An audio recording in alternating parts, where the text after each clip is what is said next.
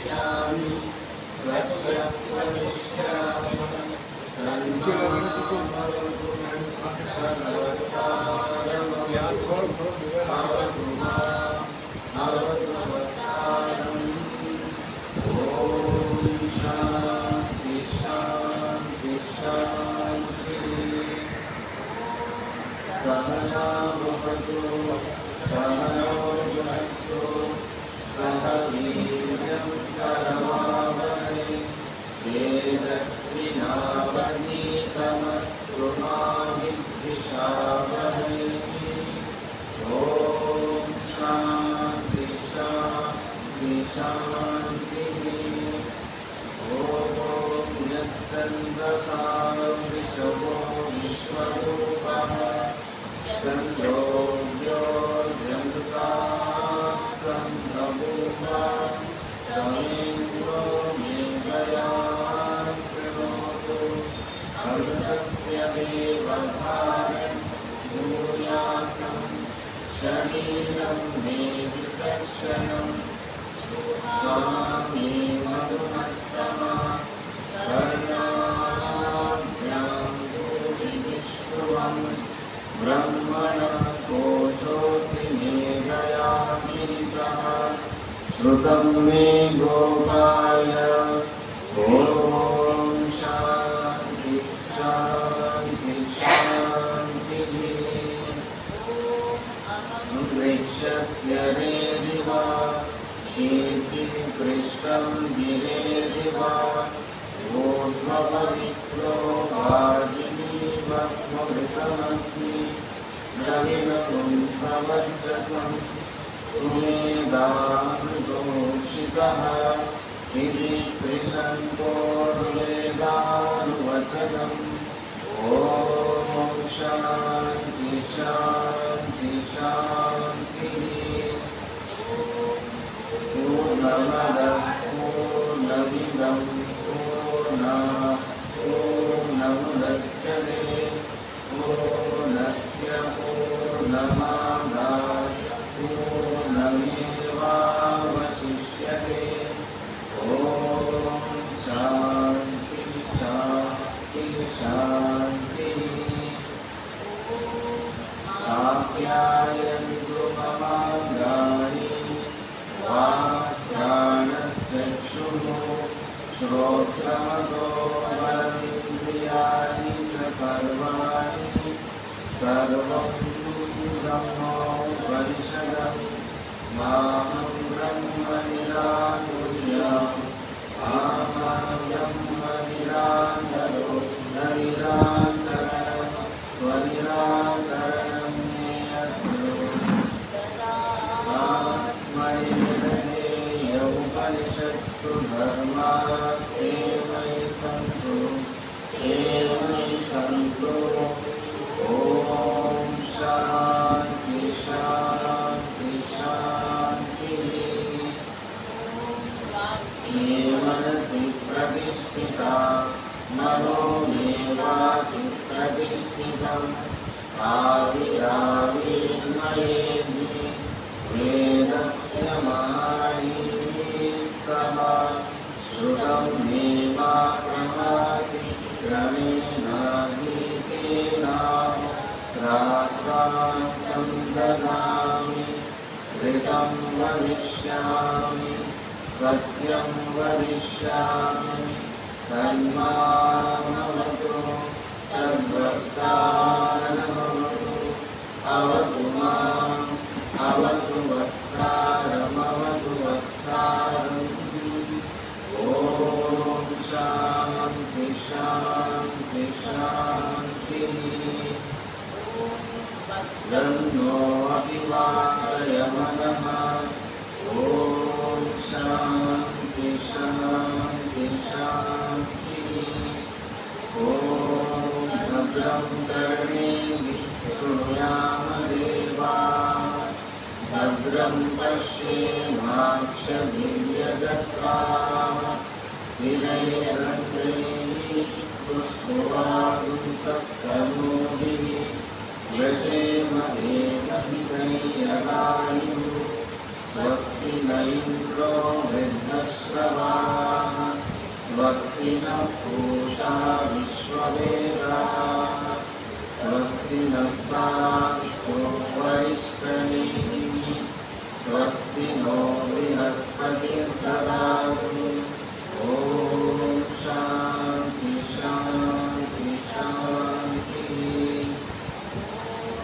यो ब्रह्माणं विददाति पूर्वै यो वै वेदांश्च प्रहिणोति तस्मै ब्रह्मदेवात्मबुद्धिप्रकाशं मुमुक्षुर्वै शरणमहं प्रपद्ये ॐ शान्ति शान्ति शान्तिः ॐ ब्रह्मादिभ्यो ब्रह्मविद्यासम्प्रदायकर्तृभ्यो वंशश्रीभ्यो महद्भ्यो नमो गुरुभ्यः सर्वोपप्लवरहितः प्रज्ञानघनः प्रत्यगतो ब्रह्मैवाहमस्मि ब्रह्मैवाहमस्मि ॐ शान्ति शान्ति शान्तिः आयनं पद्मभवं वसिष्ठं शक्तिं च तत्त्वोऽन्तराश्रयं च व्यासं सुतं गौरपदं नादं गोविन्दयोगीन्द्रमतास्य शिष्यं श्रीशङ्कराचार्यमतास्य पद्मा पादं च वस्तामलकं च शिष्यं तं मोदकं पाविदकारणं नस्मद्गुरुं परमानतोऽस्मि ॐ शान्ति शान्ति शान्तिः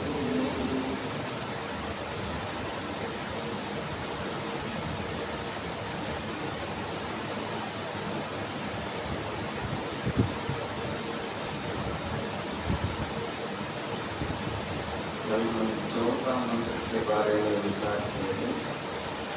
अब 5वां मंत्र का विचार करेगा। अब 5वां मंत्र का विचार करने से भाषण में पे आता है ना मंत्राणां जानता अस्ति। विचार करें ना मंत्र चौथा भाष्य के बाद 5वां मंत्र का भाष्य इसमें अलग है। 5वां मंत्र का भाष्य शुरुआत ना मंत्राणां जानता अस्ति इति पूर्व मंत्रोक्तम अपि अर्थम पुनः आह तदेजति इति। इसमें भाष्यकार भगवान बता रहे कि श्रुति माता में जानता न अस्ति आलस्य नहीं रहता श्रुति में। क्यों ऐसा बता रहे? क्योंकि जो बताए हुआ चीज़ को भी बार बार रिपीट कर सकता है। दृष्टांत तो थोड़ा कुछ इधर उधर बदल सकता है, नहीं तो एक ही चीज़ बता हुआ चीज़ को भी दोबारा भी बता सकते हैं। क्योंकि हम लोगों को अच्छी तरह से येन प्रकार हमको धारण हो जाए, इसलिए श्रुति में जानता नहीं रहता, मतलब आलस्य नहीं रहता है। इसीलिए अभी चौथा मंत्र में जो बताया आत्म तत्व के बारे में, उसी के बारे में और थोड़ा 2-3 श्लोकों के द्वारा उसी के ऊपर प्रकाश डालते हैं। आप उच्चारण करेंगे 5वां मंत्र। तदेजति तन्नयजति तद्दूरे तद्वन्तिके तदन्तरस्य सर्वस्य सर्वस्यास्य बाह्यतः। इस मंत्र में बता रहे हैं कि वो आत्म तत्व कैसे है। तद एजति तद न एजति, मतलब वो चलायमान, मतलब वो चलित भी है और अचलित भी है। तद दूरे, वो अज्ञानियों के लिए बहुत दूर है। आत्मज्ञान को प्राप्त करने के लिए शतकोटि जन्म भी प्राप्त, मतलब वो भी कम ही पड़ता है। मतलब उतना अज्ञानियों के इतना दूर है आत्म तत्व, और तत्व अंति के मतलब वो बहुत ही बहुत नजदीक है।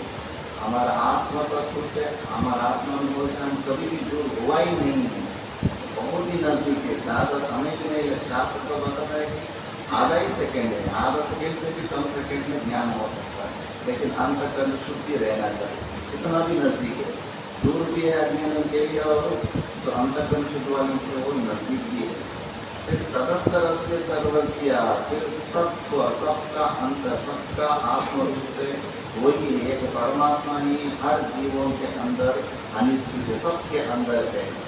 फिर तब सर्वस्या से बाह्यतः, वो जीवों को छोड़ो, समस्त जो भी जड़ पदार्थ है, जगत है, उसके अंदर भी वो सबके अंदर व्याप्त है। ऐसा आत्म तत्व का स्वरूप है। फिर फिर कैसे वो चलायमान भी और ना चलायमान भी है, स्वोपाधि को लेकर वो चलायमान भी है, और निरुपाधि को लेकर वो अचलायमान भी है। दूर किसलिए? अज्ञानी को लेकर, अशुद्ध अंतर करने वालों के लिए दूर है, और शुद्ध अंतर करने वाले को तो बस आधा सेकेंड का काम है। फिर वो सबका आत्मा है, और सब जीवों का ही नहीं, पूरा समस्त जड़ जगत जितना भी हो, सबका ही वो आत्मा है। जड़ का आत्मा मतलब उसका भी अधिकरण है, सबका अनात्म वस्तु, सब अनात्म वस्तुओं का भी अधिकरण आत्मा है। उसी को भाष्य में देखेंगे।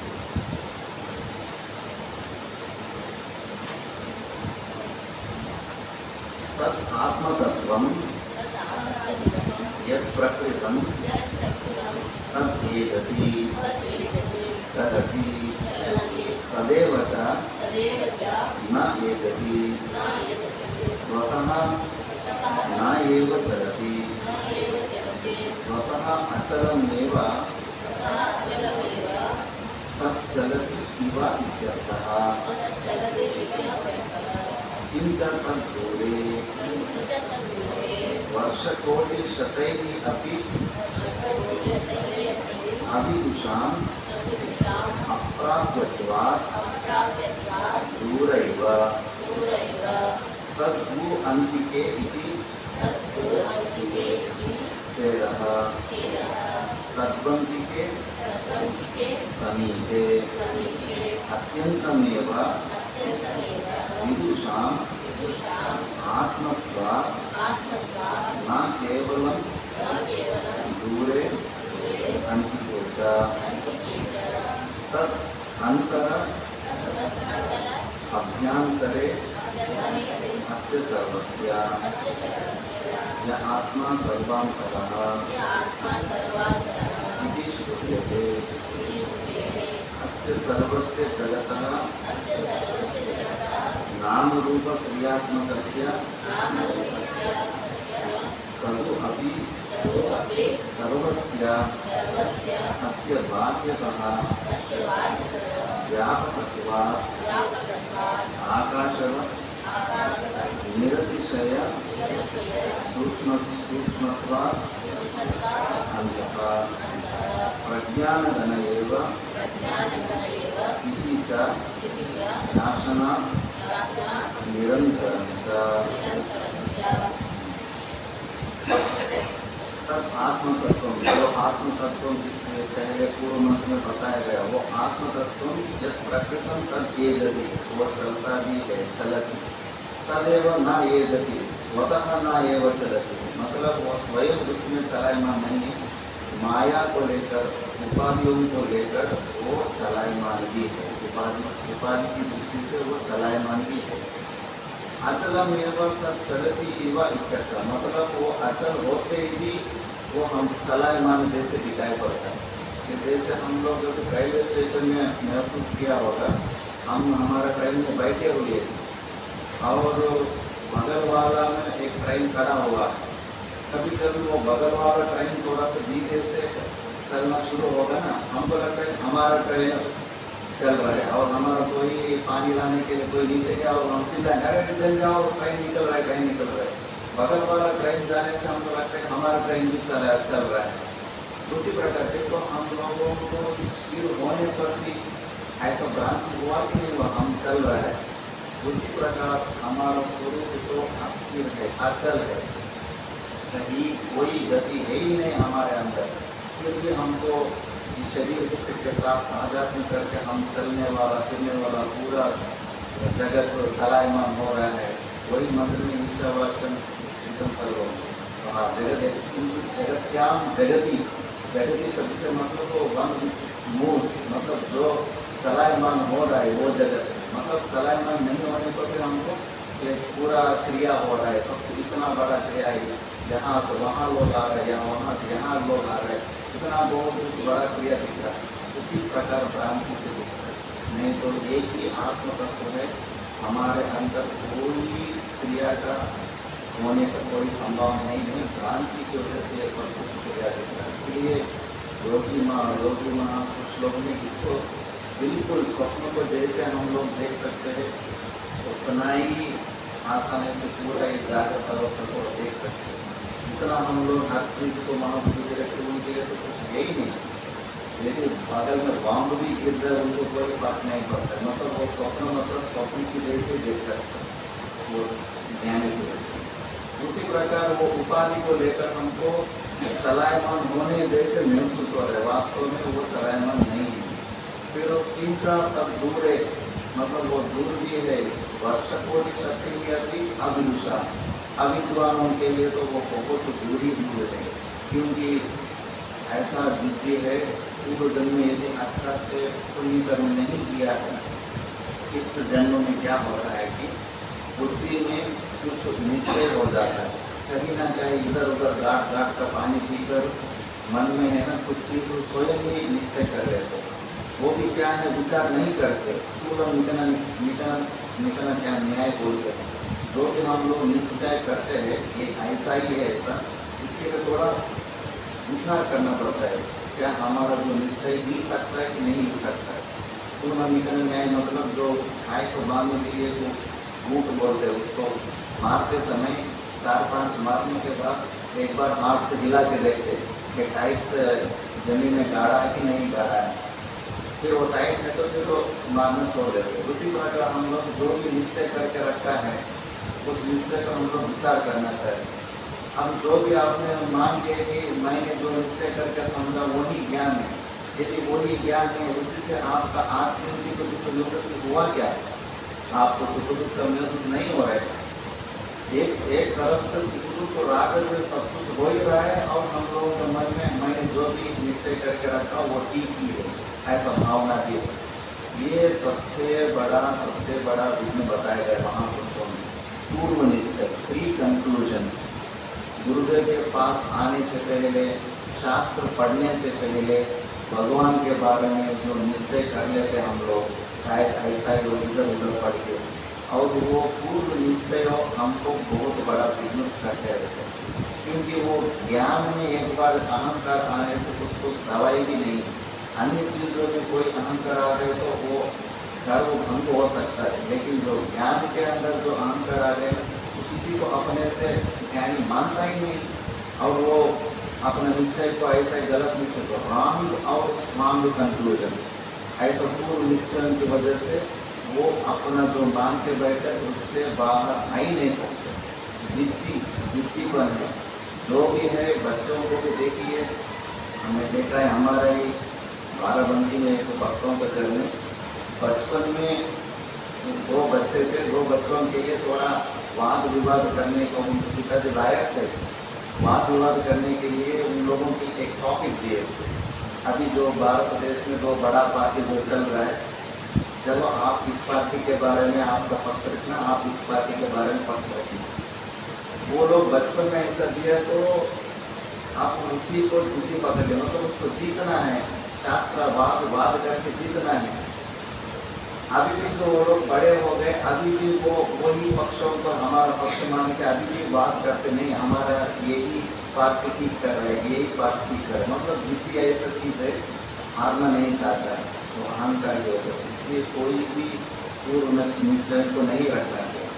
ऐसा अज्ञान के लिए तो बहुत दूर की बात है, इतना दूर की बात। यदि वो अपना पूर्व निश्चय प्री कंक्लूजन्स को यदि वो नहीं छोड़ेंगे, उनको तो नया रास्ता खुलेगा भी नहीं, बस इसी में वो सब दरवाज़ा बंद करके बैठे हैं। उनके लिए तो दूरी है, बहुत दूर है, जितना जितना भी आप करते रहो। भाष्यकार भगवान अंतिम समय में भजगोविंदम बताया गया कि अंतिम उपदेश है लोक कल्याण के लिए। इतना भाष्य टीका लिखते समय अंतिम समय में भजगोविंदम एक श्लोक बोलते कुरुते गंगा सागर गमनम व्रत परिपालनमथवादानं ज्ञानविहीनः सर्वमतेन मुक्तिर्न लभति जन्मशतेन। भज गोविन्दं भज गोविन्दं गोविन्दं भज मूढमते। कुछ भी करते हो, पूर्ते गंगा सागर गमनम, जितना भी परिक्रमा करते रहो नर्मदा जी को गंगा जी को। व्रत परिपालना, जितना भी व्रत करते रहो अथवा दान कर्मादि करते रहो। ज्ञान विहीन, ज्ञान से विहीन सर्वमतेन, सब मतों में ज्ञान से ही आपको मोक्ष मिल सकता है। मुक्ति न लभति जन्मशतेन, जितना भी आप जन्म लेते रहो यदि आपको जिद्दी आप नहीं छोड़ेंगे, गुरुदेव और आचार्य के सामने क्लीन स्लेट, दिमाग को पूरा काले करके जब तक नहीं जाएंगे आपको तो उससे बाहर नहीं निकल पाएंगे। ऐसा आज्ञा निकले तो बहुत दूर की बात है, क्योंकि वो तो इसकी बात सुनने के लिए तैयार ही नहीं है। और ठीक है, जो भी वो निश्चय किया क्या अच्छा से विचार करके हमारा निश्चय मिल सकता है क्या नहीं मिल सकता, तो वैसे भी विचार नहीं किया है, शास्त्र को सामने रखे खुद से मनमानी ऐसे निश्चय कर लिया और राग द्वेषों से हर दिन उस स्थिति को अनुभव भी कर रहे और अपना निश्चय ठीक भी मान रहे हैं।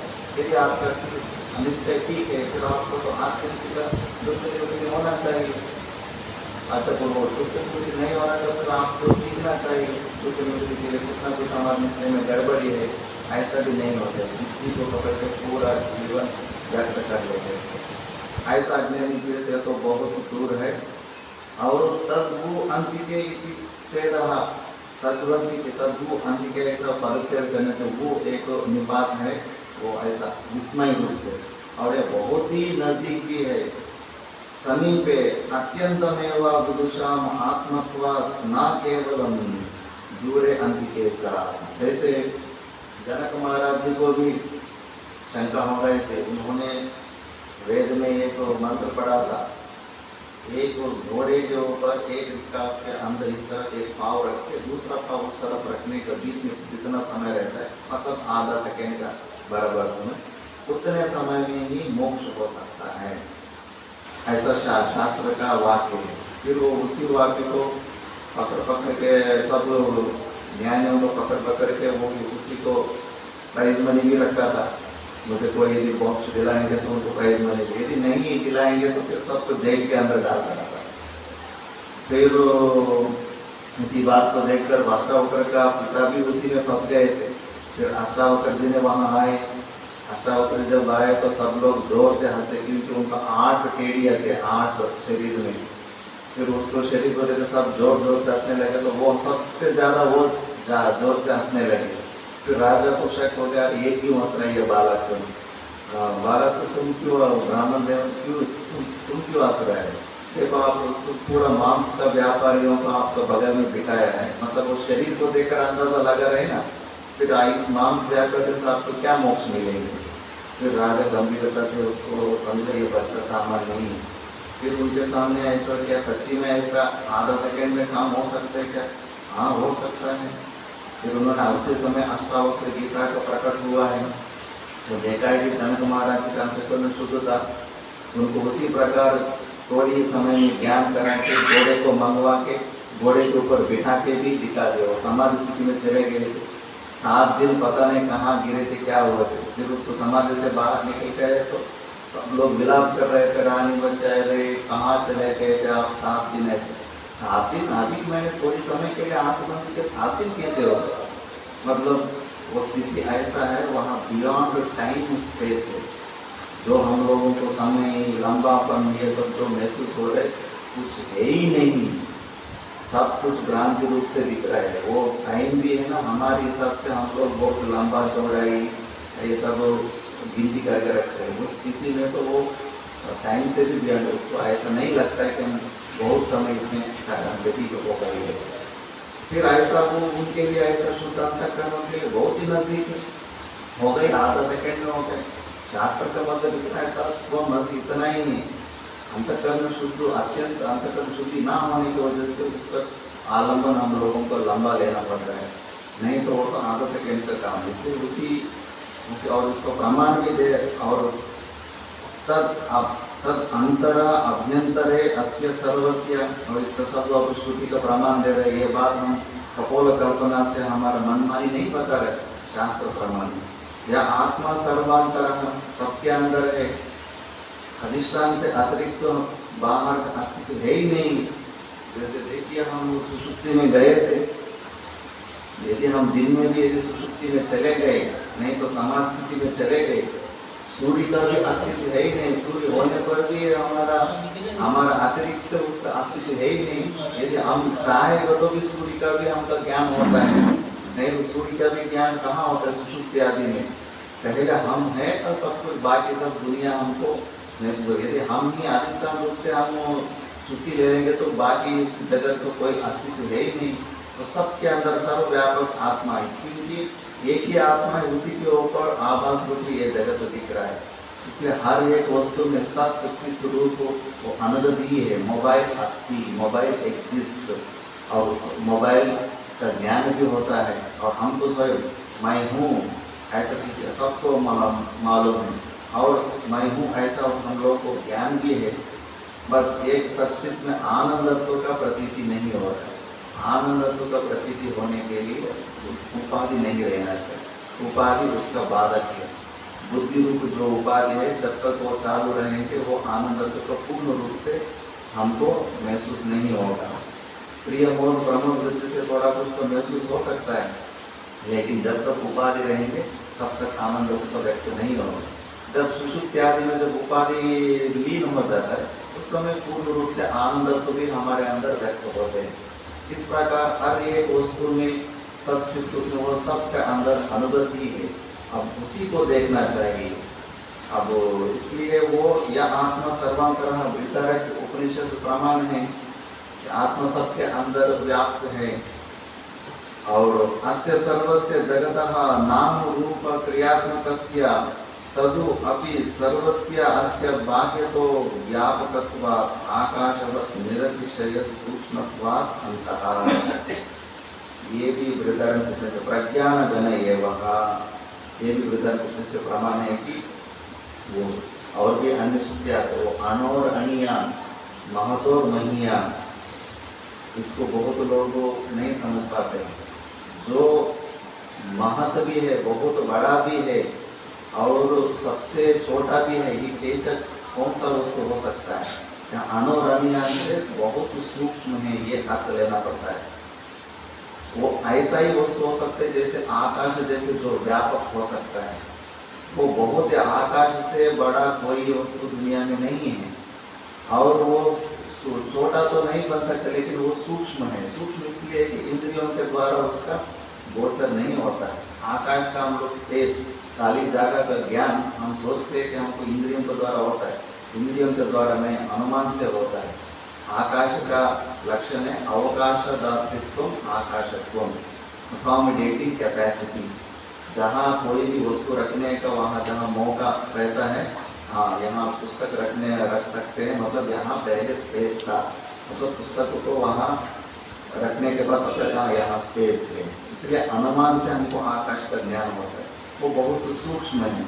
उसी प्रकार आकाश के जैसे परमात्मा भी है, बहुत महत्वमनीय अनोरणीय, सूक्ष्म भी और सर्वव्यापक होने से ये संभव है।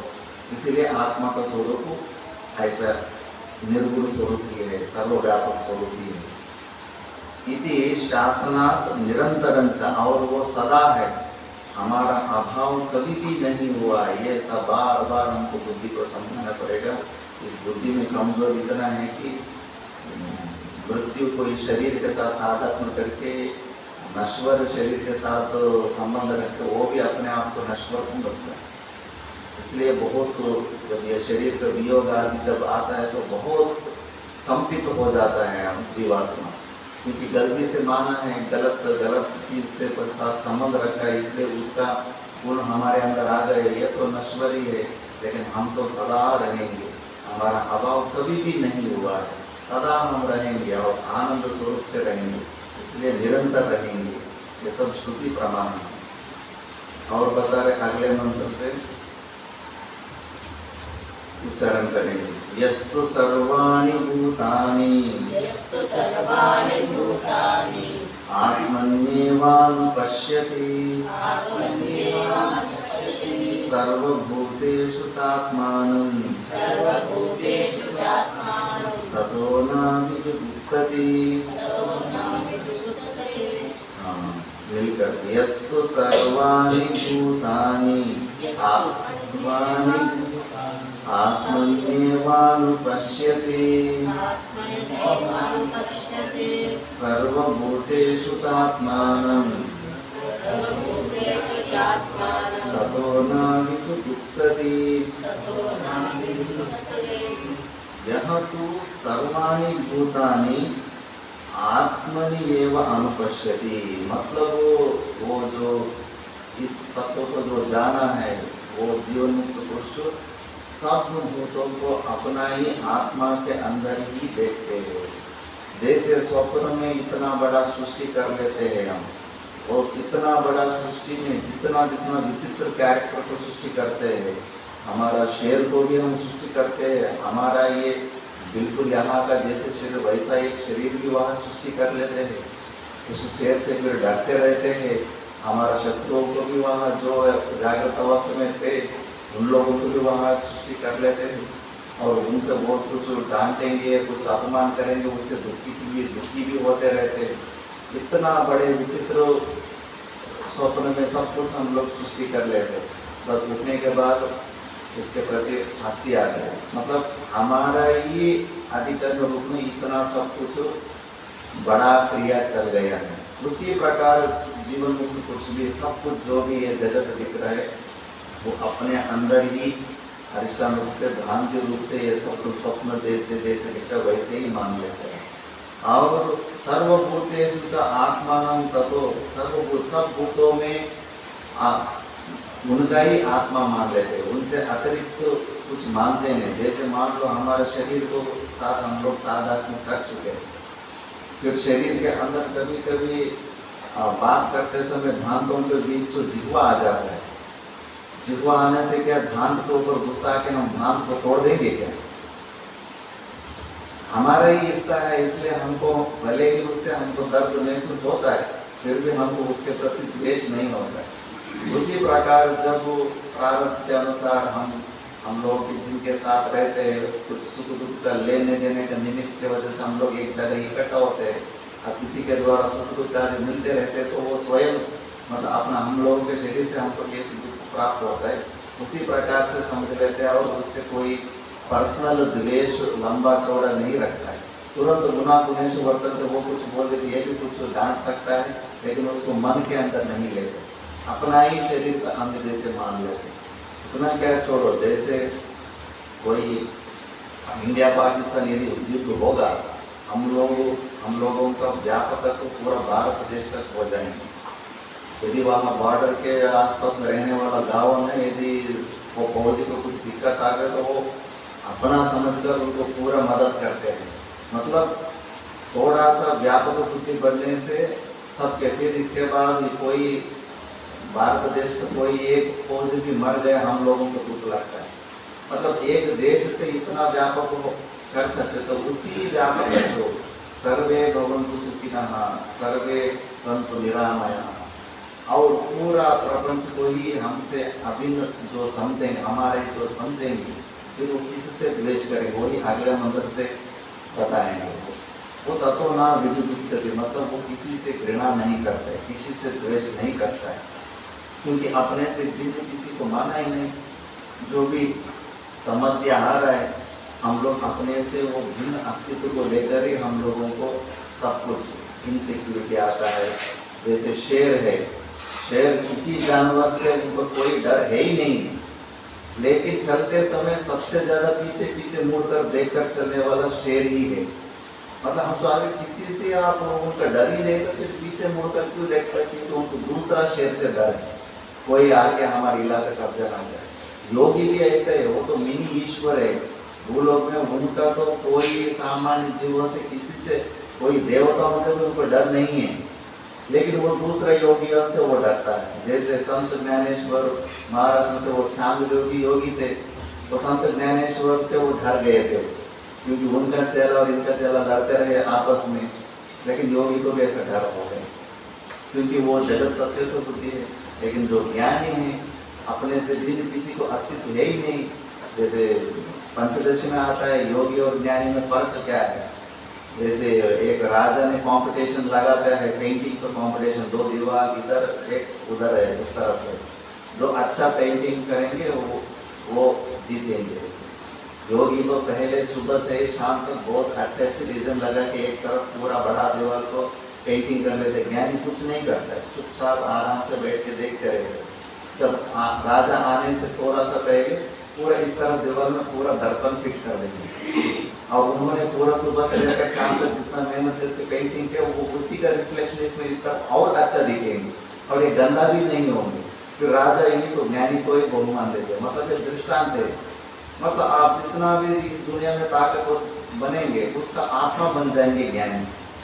आपका भी आत्मा बन जाएंगे, दुख का भी आत्मा बन जाएंगे, दुष्टों का भी आत्मा बन जाएंगे। इसलिए सेना नाम बताइए नमो नमः, चोरों का पति बताए ईश्वर को, इसी भावना से बताए तो वो सबका आत्मा बन जाएंगे। अपने से भी किसी को भी नहीं समझेंगे। हमारा गुरु जी, दादा गुरु जी का गुरु जी परम पूज्य अभयानंद सरस्वती महाराज, अब वहाँ ओंकारेश्वर में जब आश्रम शुरू किए थे, उस समय कोई एक महात्मा को मैनेजर रखे थे। फिर वो उन्होंने कुछ चोरी करके लेके चले गए थे। फिर कुछ साल के बाद वो अपना गलती समझकर वो वापस आए थे। वापस आने के बाद कुछ ट्रस्टी लोग बताए कि उन्होंने तो पहले ही चोरी करके गया है, अब अभी आश्रम थोड़ा अभिवृद्धि भी हुआ है और ज़्यादा अधिक पैसा है हमारे पास, फिर उन्हीं को आपने वही मैनेजमेंट का काम संभालने के लिए दिया है। आपको तो व्यवहार में तो आप लोगों को ज्ञान नहीं है, उनको तो आप यहाँ से भेजना चाहिए, निकालना चाहिए, ऐसा बताए ट्रस्टी लोग। फिर वो परदादा गुरु जी ने बताया कि देखो, यदि आकाश अपने से किसी को बाहर फेंकना चाहते हैं तो कहाँ फेंकेंगे आकाश? और आकाश से अतिरिक्त दूसरा चीज कोई है ही नहीं ना। जीवन मुक्त पुरुष उसी व्यापक तत्व में रहता है, अपने से अतिरिक्त जागा ही उनको महसूस नहीं होता है। इसलिए वो उस आत्मा, मतलब वो चोरी किया मतलब वो अपने से भिन्न है, दुष्ट है, ऐसा भावना नहीं है, सबकी आत्मा बन के रहता है।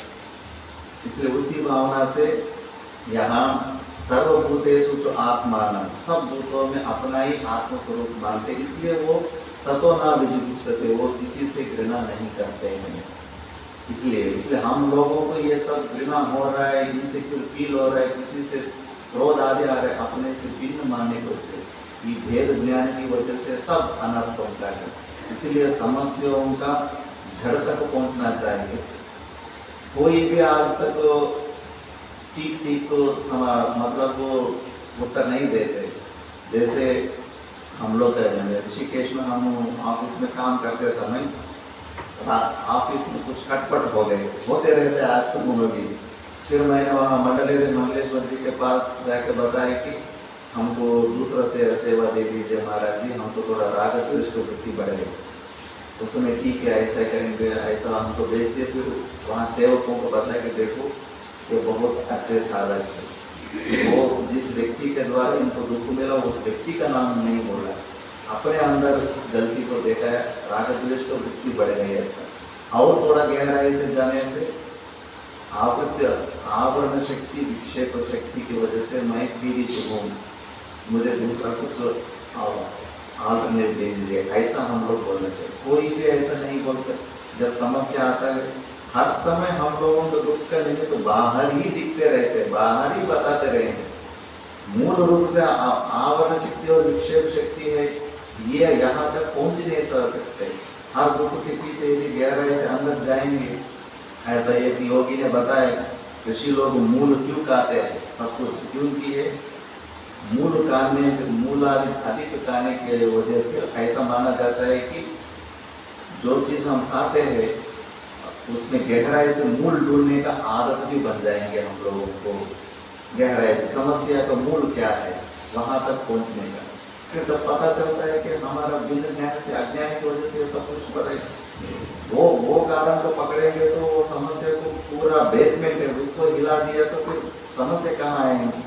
दिन वेद ज्ञान की वजह से हर समय सुबह से लेकर शाम तक इतना इनसिक्योरिटी है, सब कुछ अपने से भिन्न को मानकर भयं भवति, अपने से भी थोड़ा सा भी यदि स्वल्प उदर मतलब थोड़ा सा भी अंतर, थोड़ा सा हमसे भिन्न मानेंगे फिर आपको डर लग जाएगा। लेकिन जीवन मुक्त पुरुष तो ऐसा नहीं रहता है, इसलिए वो किसी से घृणा नहीं करता है। उसी के थोड़ा भाषण में देखेंगे, यह परिव्राट मुमुक्षुः सर्वाणि भूतानि अव्यक्तानि स्थावरान्तानि आत्मनि एव अनुपश्यति आत्मव्यतिरिक्तानि न पश्यति इत्यर्थः। सर्वभूतेषु च तेषु एव च आत्मानं तेषामपि भूतानां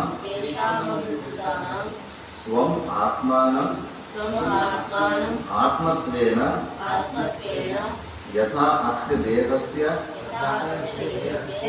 कार्यकरणसंघातस्य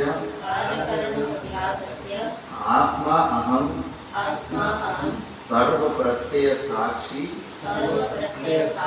भूतः चेतयिता केवलः निर्गुणः अनेन एव स्वरूपेण अव्यक्तादीनां स्थावरान्तानां अहमेव आत्मा इति सर्वभूतेषु च आत्मानं निर्विशेषं यः तु अनुपश्यति सा ततः तस्मादेव दर्शनात् न विजुगुप्सते। विजुगुप्सां घृणां न करोति। प्राप्तस्य एव अनुवादः अयम्। सर्वा हि घृणा आत्मनः अन्यदृष्टं पश्यतः भवति।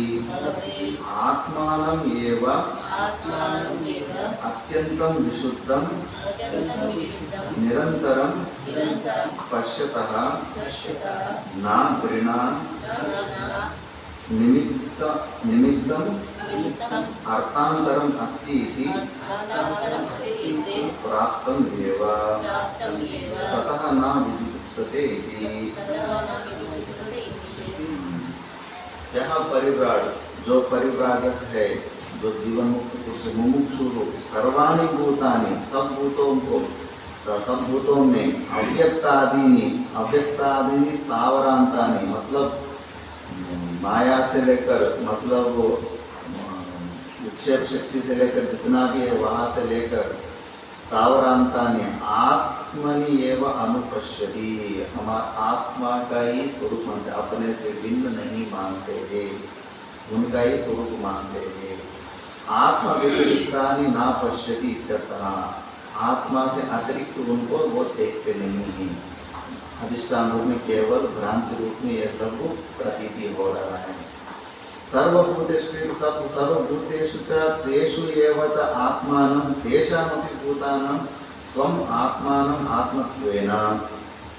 सब भूतों का अंदर भी वही मैं ही उनका आत्मा हूँ, ऐसे आत्मत्वेन यथा अस्य देहस्य कार्यकरण संघातस्य आत्मा अहं सर्वप्रत्यय साक्षी भूतः चेतयिता केवलः निर्गुणः। सब भूतों में सर्व प्रत्येक साक्षी भूत मैं हूँ, चेतयिता हूँ, केवल निर्गुण हूँ, अनेन एव स्वरूपेण अव्यक्तादीनां स्थावरान्तानां अहमेव आत्मा इति। मतलब सब का आत्मा मैं ही हूँ। इस प्रकार से सर्वभूतेषु का आत्मान निर्विशेषम, मतलब निर्विशेष सबके अंदर कैसे देखते कि जैसे मैंने यही दृष्टांत बार बार बताते रहता, हर चीज में दो प्रकार का ज्ञान होते हैं। जैसे नासतो विद्यते भावः, उस श्लोक के अंदर भाष्य में देख सकते हैं। जो विभाग सत और असत का जो भी विभाग किया है वो बुद्धि को लेकर किया है, बाहर में नहीं कर सकते। सत क्या है असत क्या है जो विभाग नहीं कर सकते, लेकिन हमारा बुद्धि दो प्रकार को विषयीकरण करता है। एक बुद्धि सामान्य ज्ञान को विषय ऑब्जेक्टिफाई करता है, और दूसरा एक बुद्धि होता है वो विशेष ज्ञान को ऑब्जेक्टिफाई करता है। यह हम लोग हर समय देखना चाहिए। जब वो सामान्य, जैसे कोई डमरू बजा रहा है दूर से, इतना सबको दुनिया में जहाँ भी डमरू बजे सबको पता चले कि डमरू बज रहा है, ये सामान्य ज्ञान है। और हमारा आश्रम में 2 4 5 महात्मा से एक महात्मा का एक स्टाइल रहता है डमरू बजाने का। दूर से पता चलता है कि डमरू बज रहा है, इसका सामान्य ज्ञान भी होता है। फिर इसके बाद कौन बजा रहा है ये भी ज्ञान होता है, विशेष ज्ञान भी होता है। हम लोग यदि हर चीजों में वो विशेष ज्ञान को बुद्धि विषयीकरण ऑब्जेक्टिफाई करेंगे, भेदभाव आ जाएंगे, अपने से भिन्न बुद्धि हो जाएंगे, वो तो विषमता रहेंगे ही, उससे हम लोगों को समस्या ही पैदा होगी। यदि हम सामान्य ज्ञान सबके अंदर सत्य और चित्त रूप से हर वस्तु में जो सामान्य ज्ञान है, यदि उसको बुद्धि विषयीकरण करेंगे, तब हमको हमारा स्वरूप से अतिरिक्त किसी का अस्तित्व नहीं होगा। ये संभव है। जैसे मान लो कि कोई हम हिंदू है, हिंदुओं को कोई दूसरा मत वाले हमला कर दिया, सारे हिंदू एक भावना से एक हो जाते, इकट्ठा हो जाते। मतलब हमारा शरीर, इतना छोटा शरीर के साथ जो तादाद में हुआ है, वो समय व्यापकता आ जाए। क्रिकेट मैच हो, युद्ध का समय हो, पूरा भारत देश हम हमारा मान लेते हैं। मतलब जैसे हमारा मन की भावना से हम जैसे देख सकते वैसे ही दुनिया दिखेगी। उसी प्रकार इस ज्ञान के बल से, इस आत्मज्ञान के बल से हमसे अतिरिक्त दुनिया में कोई चीज़ है ही नहीं। ऐसे सबका आत्मा मैं हूँ ऐसे भावना करने से हम अपने से बिना कोई चीज़ का अस्तित्व है ही नहीं। तो जैसे मैंने बताया, धांत ने जीवा को काट लिया तो धांत के ऊपर आपको द्वेष नहीं होता है अपने अंदर जो हो। उसी प्रकार कोई भी शरीर से हमको कुछ हानि पहुंचाए कोई, उसमें हम ज़्यादा सीरियस नहीं लेते। भले गुना गुनेश वर्तन से थोड़ा कुछ रिएक्शन करने के बावजूद भी अंदर नहीं लेते, क्योंकि हम स्वयं हमारा ही स्वरूप मान लिया है। उस प्रकार जीवन मुक्त पुरुष के अंदर ऐसा कोई मतलब किसी से घृणा द्वेष करने का कोई निमित्त अच्छा ही नहीं है। जब ऐसा महापुरुष कोई अभ्यास करेंगे, फिर अगले मंत्र में उसका फल दिखा रहा है। ये शास्त्र प्रमाण है। यस्मिन् सर्वाणि भूतानि आत्मैवा भूत्वा जानतः तत्र को मोहः कः शोकः एकत्वमनुपश्यतः। यहाँ बताया गया यस्मिन् सर्वाणि भूतानि आत्मा एव अभूत् जानतः। जब सबकी आत्मा आप स्वयं बन चुके हैं और वो समझ लिया आपने, सबका आत्मा से मतलब अधिष्ठान रूप से मैं ही हूँ। आत्मा मतलब हर जड़ वस्तु का भी आत्मा मैं हूँ, मतलब उसका भी अधिष्ठान मैं हूँ। यदि मैं नहीं तो उसका अस्तित्व कहाँ है? सुषुप्त में मन बुद्धि को चुप करे तो कहाँ सूर्य भगवान क्या कर पाएंगे हम लोग? भले ही हम बिना सोच समझ के इसको जागृत अवस्था को एक परमानेंट है, स्वप्न अवस्था टेम्पररी ऐसे नाम दे दिया है। नाम देने में कुछ प्रयोजन होती है। यदि ये जागृत अवस्था इतना परमानेंट हो, नित्य दे, ऐसे इतना बहुत लंबा चलने वाला, इतना बड़ा बड़ा महत्व बुद्धि दिया है, यदि इतना महत्व बुद्धि देने का क्या प्रयोजन है? स्वप्न में यदि भिखारी का स्वप्न आया, फिर वहाँ भूख लगने लगा, आपका जो भी इस जागृत अवस्था का परमानेंटनेस, इसमें जो भी आपने मेहनत करके कमाई किया है, वो 12 घंटे के बाद स्वप्न में काम में कोई काम तो नहीं आया है। इसको आप परमानेंट ऐसा स्टेटमेंट देने से क्या फायदा होगा? कोई फर्क नहीं। जैसे स्वप्न का वस्तु यहाँ काम में नहीं आता है, यहाँ का वस्तु वहाँ काम में नहीं आता। बिल्कुल इसलिए मांडव्य उपनिषद पढ़ने से पता चलता है कि इतना अच्छे व्यक्तियों से बताया कि स्वप्न और जागृत अवस्था में कोई फर्क नहीं है। जो हम लोगों को थोड़ा फर्क तो बिना सोच के डाला है कि जागृत अवस्था में हर दिन देखा हो, व्यक्ति को देख रहा है इसलिए थोड़ा परमानेंट जैसे लग रहा है, कोई प्रयोजन नहीं है। जितना भी आपको ऐसे दिखने लगे स्वप्न में ही काम का चीज़ नहीं है। जितना भी मेहनत करके जितना भी बैंक डिपॉजिट रखो और स्वप्न में काम नहीं आए और वहाँ तो उसकी यहाँ काम में नहीं आएगा, फिर दोनों बराबर ही हो गए। क्या इसका महत्व बुद्धि देना इस जागृत अवस्था में।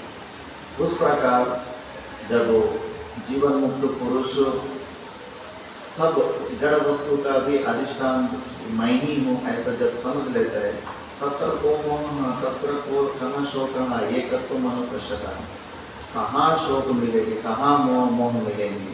जैसे कन्नड़ में योगिनी माता जी बता दें, बिना मतलब से आप रोते, कोई रोने का एक भी ठीक सत्य कारण एक भी नहीं है। जो आप लोगों का रोने के लिए जो निमित्त कारण जो बता रहे वो वास्तव में मिथ्या है, झूठ है, कल्पित है। कल्पित कारणों की वजह से आप लोग दुखी मान के बैठा है। आप लोग कभी भी उसको होने के लिए कोई कारण है ही नहीं है। यही बात आपको मदारासा ने छोटे बच्चे को सुलाते समय बताए, बेटा तुम मत रो। इसको हम शाम की पार्टी में बताएंगे कैसे छोटे बच्चों को भी रोने के लिए कोई कारण है ही नहीं है, ऐसा बताते हैं। इसी प्रकार ज्ञानी पुरुषों के लिए तो कोई मोह और शोक करने के लिए कोई कारण नहीं है। जो भी शोक मोह का कारण यदि किसी को लग रहा है मतलब अज्ञान वहाँ है ही है। अपने से भिन्न मानकर, अपने को भिन्न अधिष्ठान मानकर ही सब कुछ हमको ये समस्या हो गई। अब कहा है ना तत्र सूर्यो भाति न चंद्र तारकम कुतो यम अग्नि। दक्षिण भारत में ये पूजा विधान में भी ये ज्ञान बताया गया है। मतलब पूरा गर्भगृह पूरा अंधकार में रखते हैं, कोई दरवाजा भी नहीं रखते गर्भ। फिर कोई भक्त आएगा तो वहाँ के पुरोहित ने हाथी के द्वारा नीचे से पाँव से लेकर ऊपर तक तो भगवान को दर्शाते हैं। मतलब भक्त समझते हैं कि हाँ हम अग्नि की सहारा से मैं परमात्मा को दर्शन कर दिया। फिर उसी समय ये मंत्र बोल देंगे, न तो सूर्यो वासु, सूर्य भी नहीं दिखा सकते, चंद्रमा तारा नक्षत्र भी नहीं दिखा सकते, ये आग कहाँ दिखा पाएंगे। तस्य बाद सर्वमिदं इदं भाति, मतलब जिसका बाण होने से ये सूर्य चंद्र भी बाण होता है। सुषुप्ति में हम लोग सबको छुट्टी करते हैं तो कहाँ सूर्य का अस्तित्व कहाँ था, कहाँ चंद्र का अस्तित्व था। बस हम बुद्धि को वापस ला के आ गए तो फिर सब कुछ आपको दिखने लगता। मतलब हम नहीं चाहेंगे तो सूर्य का अस्तित्व भी खत्म हो जाएंगे।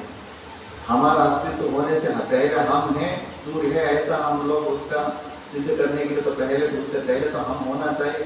यदि हम ही नहीं है तो उसका सिद्धि भी नहीं हो पाएंगे। उस सूर्य का भी हम प्रकाश करने वाला है, उस नक्षत्र तारा को प्रकाश करने वाला। इस प्रकार जो ज्ञानी जब रहेंगे अपने से अतिरिक्त किसी को अस्तित्व नहीं मानता है, अपने ही अंदर भ्रांति रूप से सब दुनिया को माने, उनको तो शोक मोह नहीं रहता है। उसी को हम भाष्य में देखेंगे, जिसको हम कल देखेंगे। ओम पूर्णमदः पूर्णमिदं पूर्णात् पूर्णमुदच्यते पूर्णस्य पूर्णमादाय पूर्णमेवावशिष्यते। ओम शांति शांति शांति।